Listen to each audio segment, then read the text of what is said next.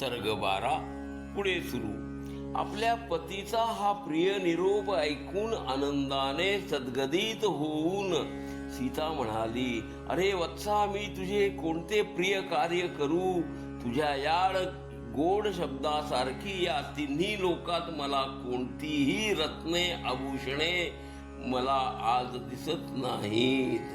वैदेहीची ही वचने ऐकून हनुमंत म्हणाला, माते, विजयाने प्रसन्न झालेल्या श्रीरामांना पाहणे हे मात्र नाना प्रकारच्या रत्नराशीपेक्षा आणि देवांच्या राज्यापेक्षाही अधिक महत्वाचे वाटते. त्याचे वचन ऐकून मैथिली हनुमंतास म्हणाली, हे वत्सा, सर्व उत्तम गुण तुझ्या ठिकाणी एकवटून राहिले आहेत. आता माझ्या नेत्रांना लवकर श्रीरामांना पाहण्याची आस आहे.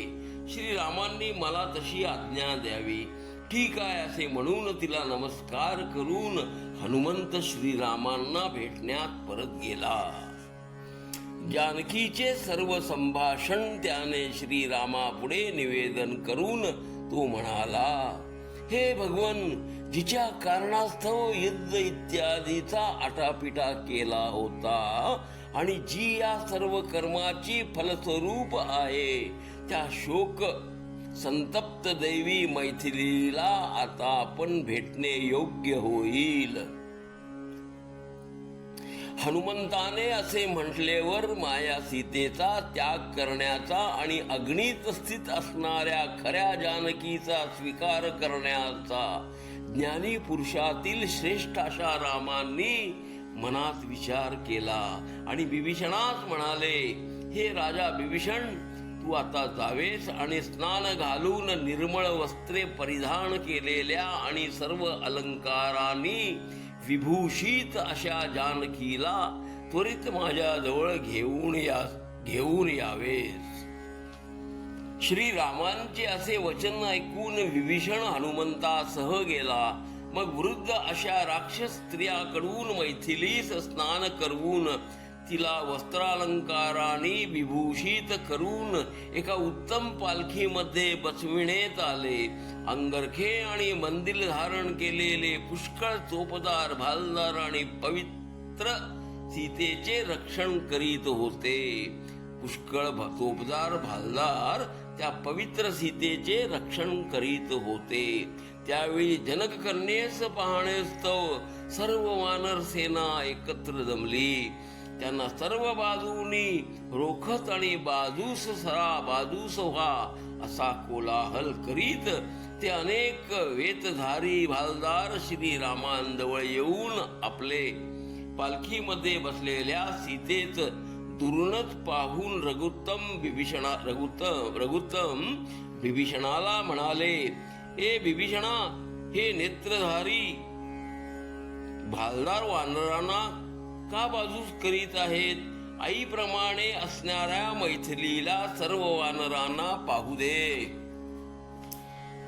आणि जानकीच पायी चालत माझ्या जवळ येऊ दे. ते रामांचे वचन ऐकल्यावर जानकी पालखीमधून खाली उतरली आणि सावकाशपणे चालत श्रीरामांचे समीप आली. मग विशिष्ट कार्याकरिता निर्मिलेला त्या माया सीतेस पाहून तिच्याविषयी बोलू नयेत असे अनेक शब्द रघुनंदन बोलू लागले. राघवानी उच्चारलेले ते शब्द सहन न होऊन सीता लक्ष्मणास म्हणाली, श्रीरामांचा विश्वास बसावा आणि लोकांची खात्री पटावी म्हणून तू आता माझ्याकरिता अग्नी प्रज्वलित करावीस, म्हणजे मी अग्नी दिव्य करून माझे पावित्र्य सिद्ध करेन. सीतेच्या बोलण्यास श्रीरामांची ही संमती असल्याचे पाहून लक्ष्मणाने तत्काळ काष्टांनी मोठी रास रचून त्यामध्ये अग्नी प्रज्वलित केला. मग तो श्रीरामांचे समीप जाऊन उभा राहिला.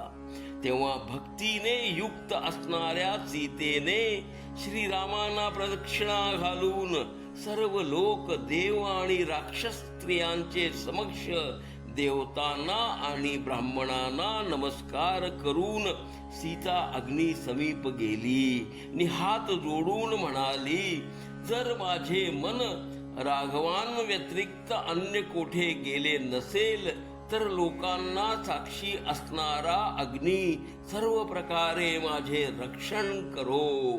असे बोलून सीतेने अग्नीला प्रदक्षिणा घातली आणि निर्भय चित्ताने पतिव्रता सीतेने त्या प्रज्वलित अग्नीत प्रवेश केला.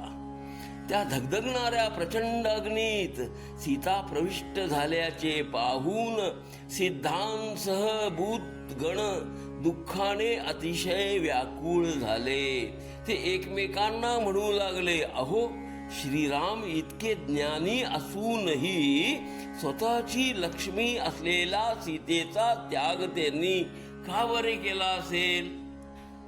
याप्रमाणे अध्यात्म रामायण उमा महेश्वर संवादी युद्धकांड 12 सर्ग मुक्त भावानुवाद सफल संपूर्ण. घ्या श्रवणानंद. हरिओम तत्सत.